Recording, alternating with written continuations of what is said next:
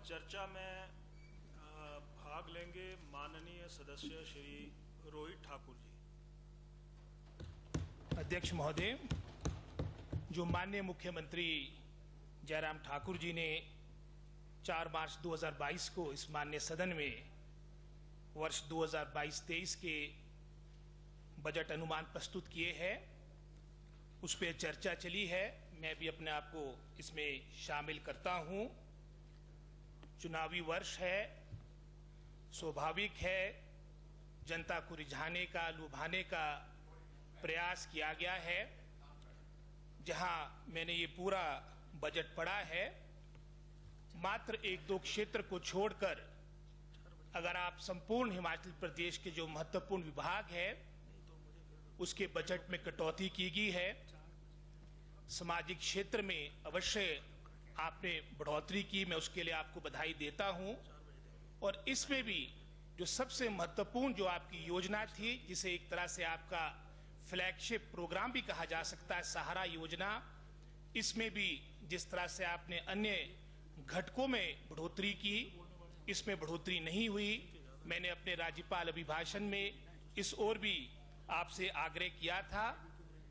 साथ ही साथ आपने जो इनकम क्राइटेरिया में रिलैक्सेशन दी, ये भी स्वागत योग्य है। लेकिन जो हमारा सबसे, मैं समझता हूं, आश्रित और एक असहाय वर्ग होता है, वो हमारी विधवा बहनें होती है, हमारे अपंग साथी होते हैं, उसमें भी इनकम क्राइटेरिया में रिलैक्सेशन हो, ये भी मैं समझता हूं मानवता की एक बहुत बड़ी सेवा होगी। जहां मैं अन्य जिन क्षेत्रों में कार्य हुआ है, उदाहरण के तौर पे मैं विधायक निधि की अवश्य बात करूंगा। विधायक निधि का प्रारंभ प्रेम कुमार धूमल जी ने 1999 में किया था और उस वक्त मात्र 15 लाख, हालांकि 15 लाख उस वक्त के भी काफी हुआ करते थे। 15 लाख से ये यात्रा आपकी प्रारंभ हुई, हालांकि मात्र 1 वर्ष तक वो विधायक निधि चली थी। और उसके उपरांत वर्ष 2003 में वीरभद्र सिंह जी की सरकार ने पुनः ये विधायक निधि 25 लाख से प्रारंभ की थी।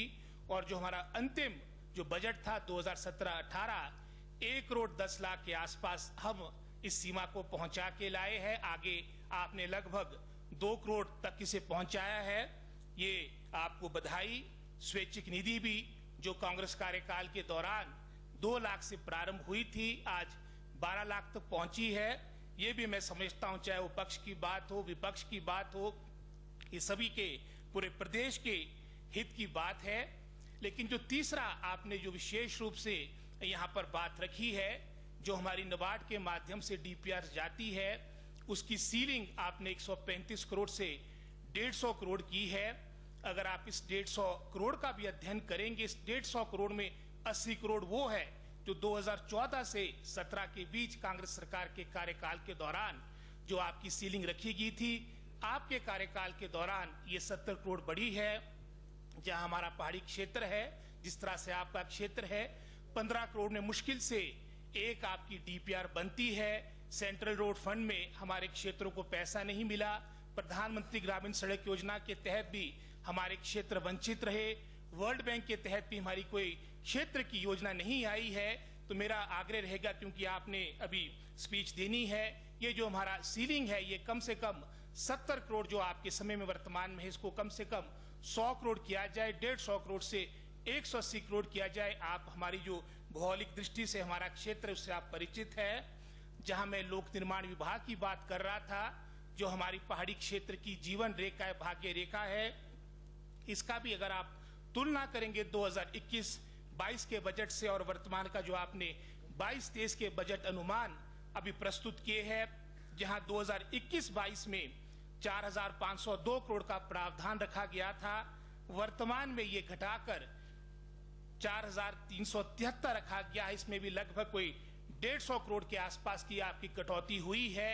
ये मैं समझता हूं बहुत ही चिंताजनक है, क्योंकि सड़कें हमारी जीवन रेखा है। आने वाले समय में एयर कनेक्टिविटी प्रदेश में हो, अच्छी बात है, लेकिन धरातल में क्या है हम सभी जानते हैं। रेल कनेक्टिविटी हो, आज मैं कह सकता हूं कि हमारे क्षेत्र की, हिमाचल प्रदेश की 90.9% जो मीन्स ऑफ कम्युनिकेशन है वो सड़कें हैं। अगर सड़कों के लिए बजटरी अलॉटमेंट हम घटाएंगे तो हिमाचल प्रदेश का विकास संभव नहीं। बहुत सी पोस्टें, महत्वपूर्ण पोस्टें आपकी रिक्त चली है। 3 तो चीफ इंजीनियर की पोस्टें रिक्त चली है। हमारी एससीज की कोई 11 पोस्टें रिक्त चली है। अगर मैं अपने वृत्त रोडू वृत्त की बात करूंगा, 1 वर्ष से वहां पर एससी नहीं है। आपके सैकड़ों आपके एक्सेंस के पद खाली पड़े हैं।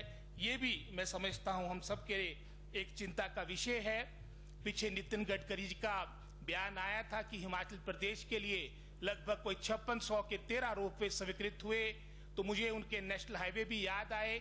उस वक्त उन्होंने हिमाचल प्रदेश के लिए 69 नेशनल हाईवेज घोषित किए थे। अगर आप इन 4 वर्ष का मूल्यांकन करेंगे, एक भी राष्ट्रीय उच्च मार्ग प्रदेश के लिए इन 4 वर्षों में स्वीकृत नहीं हुआ है। इसी बजट में अगर आप पीडब्ल्यूडी की बात करेंगे, कहीं पर भी टनल्स का विवरण नहीं, जो आने वाले समय में, क्योंकि हमारा पहाड़ी क्षेत्र है, आपकी ऑल वेदर कनेक्टिविटी के लिए टनल्स का निर्माण अत्यंत महत्वपूर्ण है। इसका कहीं विवरण नहीं।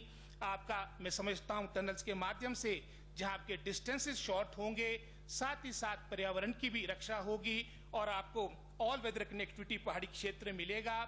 एएमपी में आपने जो हमारे टूरिज्म की दृष्टि से जो हमारे क्षेत्र विकसित है, वहां पर आपने स्पेसिफिकेशन 5 वर्ष से 3 वर्ष की, ये स्वागत योग्य है। लेकिन जो हमारे स्नो बाउंड क्षेत्र है, वहां पर भी ये मापदंड किया जाए। वर्तमान में वित्तीय वर्ष 22-23 के लिए जो आपने एएमपी की आपने जो अप्रूवल दी है, वो प्रति कॉन्स्टिट्यूएंसी लगभग कोई 30 किलोमीटर के आसपास है। अगर आप हमारे पहाड़ी क्षेत्र की बात करेंगे या चौपाल रोड की बात करेंगे, हमारे क्षेत्रों में लगभग कोई 1200 किलोमीटर सड़कें हैं। इसको बढ़ाने की आवश्यकता है। मुझे याद है 2016-17 में अगर मैं अपने क्षेत्र की बात करूंगा, कोई 80 किलोमीटर के आसपास की एएमपी की अप्रूवल्स उस दौरान मिला करती थी। आपने स्पेसिफिकेशन बढ़ाई है। पहले 18-20 mm के पास हुआ करती थी, अब 30 mm है। ये भी एक मैं समझता हूँ स्वागत योग्य कदम है। लेकिन जो 30 किलोमीटर आपने कम कर दिया, वो मैं समझता हूँ ऊंट के मुंह में जीरा है। इसको भी बढ़ाने की आवश्यकता है। एएमपी कम से कम जितनी आपकी रोड लेंथ आपकी कॉन्स्टिट्यूएंसी में, उसकी कम से कम 10% के आसपास उसकी स्वीकृति मिले, ये महत्वपूर्ण है। स्वास्थ्य क्षेत्र बहुत ही महत्वपूर्ण है। लेकिन दुर्भाग्यवश कोविड काल में भी आपने बजटरी अलॉटमेंट में यहां पर भी कटौती की है। लगभग कोई 8.7% के आसपास की कटौती हुई है, जहां 2021-22 में 3016 के आसपास आपका बजट था, आज वो घटकर 2752 रह चुका है। ये भी दर्शाता है, मैं समझता हूं, जो हमारी सोच स्वास्थ्य क्षेत्र के प्रति है। पीछे प्रश्न लगा था, अगर आप हेल्थ वर्कर्स की बात करें, चाहे मेल और फीमेल हेल्थ वर्कर्स की बात है, हिमाचल प्रदेश में लगभग कोई 1100 पोस्टें खाली है। आप कह सकते हैं कि 60% जो हमारे आपके हेल्थ सब सेंटर्स वो बिना हेल्थ वर्कर और फीमेल हेल्थ वर्कर के हैं। एम्स की तो खैर बड़ी बात है, आने वाले समय में वो भी खुले। लेकिन जो हमारा बेसिक यूनिट आपके स्वास्थ्य संस्थान का होता है, उसकी क्या दशा वो आपके सामने है। इसी तरह से 15 करोड़ का प्रावधान आपने एम्बुलेंसेस के लिए किया है, ये स्वागत योग्य है। लेकिन जो पहले की एम्बुलेंसेस है, उसमें ड्राइवर्स उपलब्ध नहीं। मैं चौपाल का उदाहरण सुन रहा था, शिमला ग्रामीण का उदाहरण सुन रहा था। आपकी बहुत सी पोस्टें आपकी ड्राइवर्स की रिक्त पड़ी है। मैं पीछे पढ़ रहा था स्वास्थ्य विभाग के वरिष्ठ अधिकारी का कथन कि यहाँ पर स्वास्थ्य विभाग में डॉक्टर्स की 0 वैकेंसी है। अगर मैं अपने क्षेत्र की बात करूंगा, धर्मशाला सेशन के दौरान मैंने यहाँ प्रश्न उठाया था माननीय सदन में, और उस वक्त आपके 3 प्राइमरी हेल्थ सेंटर खाली थे। आज वो संख्या बढ़कर 7 हो चुकी है। आज चाहे वो रेणुका की बात हो, शिलाई की बात हो, जितने भी हमारे दुर्गम क्षेत्र है, वहां पर स्वास्थ्य का बहुत अभाव है। चुनाव के समय में अवश्य ट्रॉमा सेंटर का शिलान्यास 4 वर्ष के बाद किया गया। 18 में इसकी घोषणा हुई थी, चुनाव के दौरान इसका शिलान्यास किया गया। लेकिन मैं समझता हूं डॉक्टर के नाम में, पैरामेडिकल के स्टाफ के नाम पर एक भी व्यक्ति आज तक आपके कोटखाई हॉस्पिटल में ज्वाइनिंग नहीं हुई है। ये दर्शाता है कि कहीं ना कहीं सोच में कमी है। साथ ही साथ हमारा जो हॉर्टिकल्चर सेक्टर है, कृषि क्षेत्र है, ये बहुत महत्वपूर्ण क्षेत्र है। और जो कोविड काल के दौरान भी हमारी जो मैं समझता हूं जो प्रोग्रेस रही, वो बाकी प्रदेशों से बेहतर ही। उसका कारण यही था कि हमारा एग्रीकल्चर सेक्टर, हमारे हॉर्टिकल्चर सेक्टर ने अच्छा प्रदर्शन किया था। लेकिन हॉर्टिकल्चर सेक्टर में भी वर्तमान में लगभग कोई 3 करोड़ के आसपास की कटौती अगर आप पिछले वर्ष से तुलना करेंगे, जहां 2021-22 में आपका लगभग कोई 543 करोड़ के आसपास का प्रावधान था, आज वो घटकर 540 करोड़ रह चुका है। लगभग कोई 65% पोस्टें हमारी HDOs की समस्त हिमाचल प्रदेश में रिक्त पड़ी है। इस तरह से कैसे हमारा आगे हॉर्टिकल्चर विभाग चल पाएगा? नुकसान का आंकलन समय पे होता नहीं रहा तो खैर दूर की बात रही, और जो भी उसमें विवरण दिया गया, चाहे वो प्रोसेसिंग प्लांट की बात हो, चाहे CS स्टोर्स की बात हो, ग्रेडिंग पैकिंग लाइंस की बात हो, ये सभी की सब आपके 1134 करोड़ का जो हॉर्टिकल्चर का प्रोजेक्ट था, जो कांग्रेस सरकार की देन थी, वीरभद्र सिंह जी मैडम विद्या स्टोक्स की देन थी, उसके माध्यम से इसकी स्वीकृति प्राप्त हुई थी। कृषि क्षेत्र बहुत ही महत्वपूर्ण क्षेत्र है। जिस तरह से हमारे राष्ट्र के प्रथम प्रधानमंत्री कहा करते थे, everything can wait but not agriculture, लेकिन मैं समझता हूँ कृषि क्षेत्र की भी अनदेखी वर्तमान के बजट में हुई है। लगभग आपकी जो 2/3 पोस्टें आपकी ADOs की है, वर्तमान में वो रिक्त चली है। जहां हमारा एक नारा हुआ करता था कि 2022 में हमने किसानों की आय दुगनी करनी है, आय तो दुगनी नहीं हुई, लेकिन आपके जो खादों के मूल्य थे वो अवश्य दुगने हो चुके हैं। जो 850 का कट्टा आपका पोटाश में मिला करता था, वो आज बढ़कर 1700 का हो चुका है। यही दशा आपकी 12-32-16, चाहे आप 15-15 सुफला खाद की बात करें, कैल्शियम नाइट्रेट की बात करें, ये सब बातें भी वर्तमान में देखनी होगी। यहाँ दिया गया एक टारगेट दिया कि आने वाले समय में हमारे प्रदेश में प्राकृतिक खेती होगी। प्राकृतिक खेती तो खुद ही हो चुकी, जब आपको खाद नहीं मिल रही है, जब आपको फुफुंदनाशक, कीटनाशक, मैं समझता हूँ जो अनुदान पे दवाइयाँ मिला करती थी, वो भी वर्तमान में रुक चुकी है।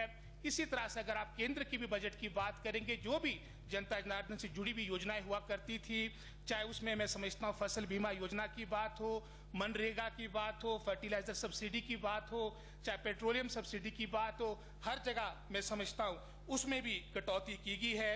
पशुपालन के बारे में बड़े विस्तार से सिंघा साहब ने यहाँ पिछले कल बात रखी है। इसमें सबका साथ सबके विकास की बात कही गई है। मैं चाहता हूं कि सबका साथ और सबका विकास सिर्फ चुनाव तक सीमित ना हो। मेरे क्षेत्र में भी घोषणाएं हुई। आपका जुलाई 2021 में उपमंडल की घोषणाएं कोटखाई जुब्बल में हुई, हमने उसका स्वागत किया। नोटिफिकेशन भी हुई, दोनों जगह 15-15 पोस्टें भी क्रिएट हुई, लेकिन एक भी आपका PN दोनों जगह ज्वाइन करने में असमर्थ रहा। मैं समझता हूं इस तरह की सोच से भी मैं समझता हूं जनता जनार्दन समझ चुकी है और आने वाले समय में इस बात का जवाब देगी। यहाँ पर रोजगार की बात आई, पिछले वर्ष भी 30,000 का आंकड़ा था, इस वर्ष भी 30,000 का आंकड़ा था, लेकिन जो राज्यपाल अभिभाषण हुआ उसमें सही आंकड़ा 3 वर्षों का आया और उसके अनुसार आपके 3 वर्ष में मात्र 23,000 लोग को रोजगार मिला है। अर्थात एक वर्ष में 8,000 के आसपास का रोजगार आप देने में समर्थ हो पाए, जहां पूरे प्रदेश का हर तीसरा व्यक्ति, तीसरा ग्रेजुएट आपका बेरोजगार हो चुका है। ये भी मैं समझता हूं हम सब के लिए चिंता का विषय है। सेवानिवृत्ति रिटायरमेंट ज्यादा हो रही है, एम्प्लॉयमेंट कम मिल रही है, ये एक चिंताजनक विषय है। पिछले कल में विनय कुमार जी का भाषण सुन रहा था कि इनके क्षेत्र में 250 के आसपास शिक्षा विभाग में पोस्टें खाली है। हमारे क्षेत्र में 511 पोस्टें आपकी शिक्षा विभाग में खाली है, और ये दर्शाता है कि वर्तमान सरकार का शिक्षा के प्रति किस तरह की सोच है। बाइंड अप कर दें सर, हम 4 साल के बाद बोल रहे हैं, थोड़ा नहीं प्लीज, और आपका रहम हो। मुझे फिर बोलना ना पड़े, मेरी निवेदन है बस सुबह। प्लीज। साथ ही साथ हमारे यहाँ पर जो बात रखी गई थी, जो हमारी एम्प्लॉयज से जुड़ी हुई बातें थी, कर्मचारी भाई से जुड़ी हुई बातें थी, उन बातों को भी मैं समझता हूँ उस बात में भी चुप्पी साधी हुई है। चाहे वो OPS का विषय हो, चाहे हमारे आउटसोर्स एम्प्लॉयज का विषय हो, चाहे करुणामूलक आधार पे जो हमारे को रोजगार मिलना था, पिछले 1 वर्ष से बेचारे भूख हड़ताल में बैठे हैं। और साथ ही साथ SMC की पॉलिसी की यहाँ बात कही, बीच में तो उन पर मैं समझता हूँ तलवार लटकी हुई थी, और 5वें वर्ष जब जाने का समय आ चुका है, हालांकि इसकी नियुक्तियां बहुत सी आपकी धूमल साहब के कार्यकाल के दौरान हुई, आप 5वीं साल SMC पॉलिसी लाने की बात कर रहे हैं। ये भी मैं समझता हूँ आपकी सोच को दर्शाता है, जहां आपकी लोन रिपेमेंट आने वाले वर्ष में दुगनी हो जाएगी। वर्तमान के वित्तीय वर्ष में जहां वो 6.64% थी, आज वो बढ़कर 11% हो चुकी है। विकास के लिए जहां आपके पास वर्तमान बजट में लगभग 43% के आसपास पैसा था, वो घटकर 29% रह जाएगा। बड़े विस्तार से जो हमारे भवानी सिंह पठानिया जी, आशीष पटेल जी, हर्षवर्धन जी ने सारे जो आंकड़े सामने पेश किए, लगभग इसी वित्तीय वर्ष में हर व्यक्ति जो हिमाचल का है उस पर लगभग कोई 96,000 के आसपास प्रति व्यक्ति आपका लोन होगा, जो आने वाले वित्तीय वर्ष में 2022-23 में बढ़कर 1,08,000 हो जाएगा, जो बहुत बड़ी चिंता का विषय है। आपका पर कैपिटा इनकम 2,01,000 है और लगभग 2022-23 में आपका हर व्यक्ति पर लगभग कोई 1,08,000 के आसपास आपका लोन होगा, जहां आपकी असमानता बढ़ती जा रही है। आपकी जो चाहे केंद्र की नीतियां हो, उसके कारण इनइक्वालिटी बढ़ती जा रही है। लगभग अगर आप इन 5 वर्षों का ही मूल्यांकन करेंगे, कोई 23 करोड़ लोग आपके बीपीएल में आए हैं, आपके पॉवर्टी लाइन से नीचे आए हैं। ये भी एक चिंता का विषय है। और साथ ही साथ रिसोर्स मोबिलाइजेशन जो बहुत ही महत्वपूर्ण होती है, उस ओर कुछ बात रखी नहीं गई है, क्योंकि मैं किसान हूँ। माननीय सदस्य, यहाँ पे एक शेयर के साथ कंक्लूड कर रहा हूँ। अच्छा करें। यहाँ पर हमारे मुख्यमंत्री जी ने यहाँ पर अपने बहुत से शेर पढ़े, हमारे नेता प्रतिपक्ष ने और बहुत से साथियों ने भी, क्योंकि मैं किसान हूँ, बागवान हूँ। एक शेर के साथ अपने संबोधन का भी अंत करूंगा। फसल काटने का मतलब किसानों से पूछो, फसल काटने का मतलब किसानों से पूछो, पसीना बन के बदन से लहू निकलता है, जमीन और मुकद्दर की एक फितरत है, जो भी बोया है वही हूबहू निकलता है। आप बोने में कुछ कमी कर रहे हो और इसका परिणाम मैं समझता हूं 2022 के चुनाव में आपके समक्ष आएगा, जब कांग्रेस पार्टी प्रचंड बहुमत के साथ जीतकर आएगी। आपने मुझे समय दिया, धन्यवाद।